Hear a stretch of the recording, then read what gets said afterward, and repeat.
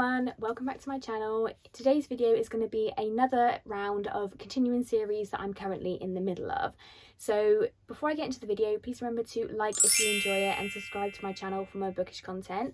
I primarily read fantasy, thriller and romance books. So let's get into the video. So as I said, we're going to be continuing some series in this video. My goal for the end of the year is to wrap up and continue or make progress in a lot of the series that I'm currently in the middle of. I start far too many series and I don't continue them, so there's going to be a lot of these vlogs coming. So in today's video, we're going to be continuing on some series. So the first book for this vlog is going to be The Girl and the Mountain. I think it's the second book in this series. I'll pop it up here, it's on my Kindle, which is by Mark Lawrence, which is the second book in that trilogy. We're then going to be reading Too Wild to Tame by Tessa Bailey, which is the second book in the Romance in the Clarkson series. I started this one earlier this year in a reading the highest and lowest rated books on my TBR, and I didn't love the first book, but I'm going to give the second book a go and see how we feel. We've then got the second Finlay Donovan book, which is Finlay Donovan Knocks Them Dead. This is a sort of like cozy thriller series following an author who gets mistaken for a hitwoman. I reread the first book a couple of weeks ago, so I'm going to reread the second book and then read the third one for the first time, but in this vlog we're reading the second book. And then the final book we're going to be reading for this vlog is Nemesis Games by James S.A. Corey. This is the fifth book in the Leviathan Wakes series, which is a really awesome sci-fi series. So let's get into the first book for this vlog. Hey guys, so I'm just coming in with a quick reading update for this vlog. So I am going to be DNF'ing the Girl and the Stars series. So I got 40%, just under 40% of the way through The Girl on the Mountain, which is the second book in this series by Mark Lawrence. And guys, I'm just really not enjoying this one. So the first book I thought was quite disappointing. It was a 3-star read for me, which was still good, but just wasn't amazing. Considering how much I loved the first series I read by him, which is the Holy Sister, Red Sister, Holy Sister, Grey Sister, Holy Sister series, the Book of the Ancestor series. I absolutely loved that one, and I really still recommend that one. This is supposed to be a continuation of that series, but set in the, it's like a continuation, but not, it's just set in the same world. I think I really can't work out the relations to the first series other than I think it's on the same planet. So in this one we follow our main character Yaz. She lives on the planet Abeth, and basically in this world there's different tribes that all live on the ice. They all have different strengths, so some of them are really strong, some of them are really tall, some of them are really resistant to cold, and they all have different things going on, but they don't really cross over with each other. They're just aware of each other's existence. And there's these priests that go to each tribe every year, and they basically judge the children twice over their lifetimes before they become an adult as to whether they are strong enough to be in the tribe still. And then there's basically this pit that they all go to. They take the children, and if the priests don't think the child is strong enough to survive, they will just push this child into the pit. And what happens is Yaz's younger brother Zine, I think Zine is the younger brother, he gets pushed into the pit. So Yaz jumps in after him and then opens up a whole world like in the pit basically. So we have people don't die when they get to the bottom of this pit. There's a whole sort of like society going on under the ice, and you have like the broken and the missing. So the missing are just people who have been dropped into the pit, and then the broken are people who've been taken over by like demons. So you have like a cannibal and things like that. That's really interesting, and there's like a whole fight sort of between those two for land and survival basically. And then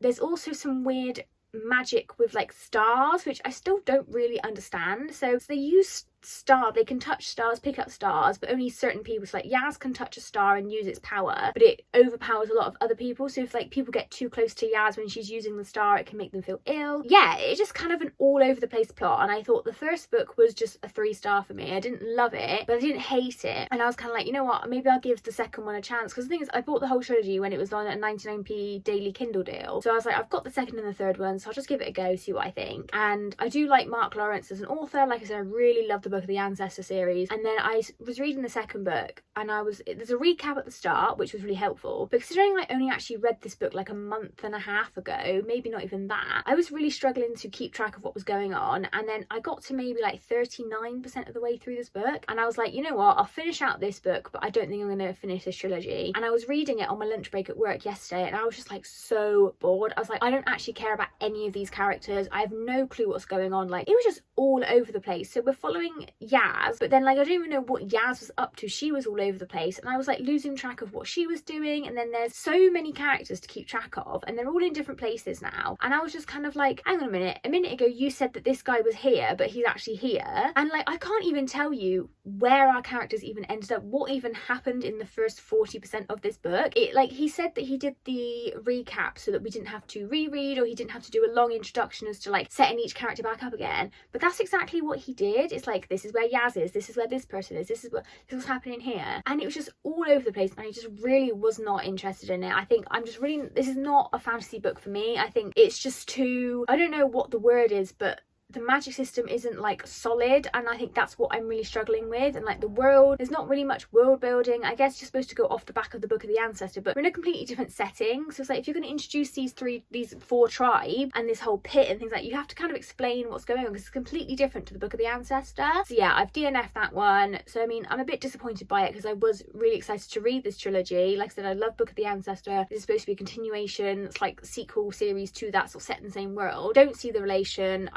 Yeah, and I was looking at reviews on Goodreads as well, so like the first book has got 12,000 reviews, which like I don't know if that's good or bad, and then the second book has got 6,000, so it's like half the people that read the first book didn't continue, and a lot of the people that reviewed the first book kind of felt the same as me. It's very mid and just really not worth it. Yeah, I have DNF'd that one unfortunately, but I mean it's another series that I have kind of finished in a way. I've made progress in it in deciding that I'm not going to be continuing on with it, so that's something. I guess it's just a bit disappointing when you're really looking forward to a series and it just doesn't live up to your expectations, but I mean it's a bit disappointing, but whatever. So yeah, that's that one. So I will check back in with you guys when I've actually started another book for this vlog. Hey guys, so I'm just checking in with a quick update for you. I have started reading Nemesis Games by James S.A. Corey. I'm just over 200 pages into this one. So this is the 5th book in the Leviathan Wakes series, and in the very first book we follow our 4 crew members, James, Holden, Naomi, Alex and Amos. They are part of a crew on a ship called the Canterbury, which is a like ice hauler ship, and they receive a distress call from another ship. The 4 of them are dispatched out to investigate this distress call. Whilst they are investigating this distress call, somebody blows up the Canterbury, killing hundreds if not thousands of people and basically starting an all-out war in the solar system. So in this series we have people living on Earth, we have people terraforming Mars, we have people living on a spaceship called the Belt. As the series progresses, the solar system opens up even wider, and James and his crew very quickly get tied up in a sort of alien conspiracy. There's something called the protomolecule that they discover, and then people obviously want this for their own gain. They want to profit off of it, despite what this protomolecule does to people and the potential harm that it can cause in the solar system, and we kind of go from there. So obviously this is the 5th book in this series, so I can't really go too much into the plot of this one. However, I can tell you that the 4 crew members have come back from a recent mission which they did in the 4th book, which I read in another reading vlog. They are currently separate, kind of going off on their own storylines. We have a few other characters from this series as well. So we have a reappearance of Bobby, who is a Martian Marine. We obviously have Christian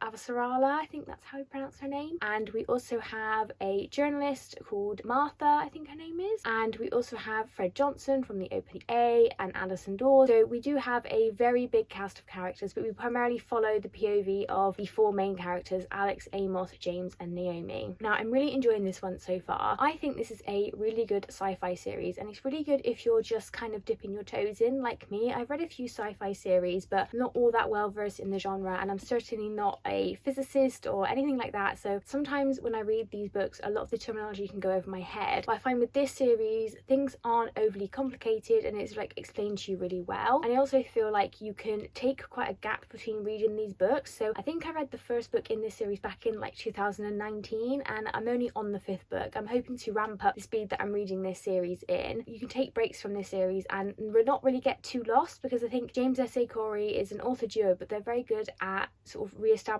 where our characters are at the start of each book without it feeling like a 100-page like filler, if that makes sense, for the first bit of this book. But yeah, like I said, I am about 200 pages into this one, so I'm hoping to get a good chunk of this one done today, and then maybe switch over to something else just to break it up a little bit. But I'm really enjoying this one so far. The world is just so rich, and like I feel like every chapter we learn more and more and more about this world, and I have no idea where this series is going to go. There's so much that it has, so much potential really, and I just think that it's just really, really incredible what James S.A. Corey have done so far, and I'm really excited to finish up or catch up on this series and finish it out and see where this is going to go. So far, the storylines that I'm kind of most interested in are Naomi's. She's kind of dealing with something in her past, and James is wrapped up in the OPA, in the sort of the wider plot of this world, and Alex and Amos are kind of just going on some sort of loose tangents that they had, whereas I think Alex is a little bit more interesting than Amos currently. Amos is just kind of being Amos. If you've read this book, you kind of know, read this series, you know. Alex, I'm really interested in him because he's got ties to Mars, so his family lived on Mars, he grew up on Mars, he was in the Martian Navy, and his storyline I'm quite interested in as well. I think him and Bobby in this book are going to tie back up with James, and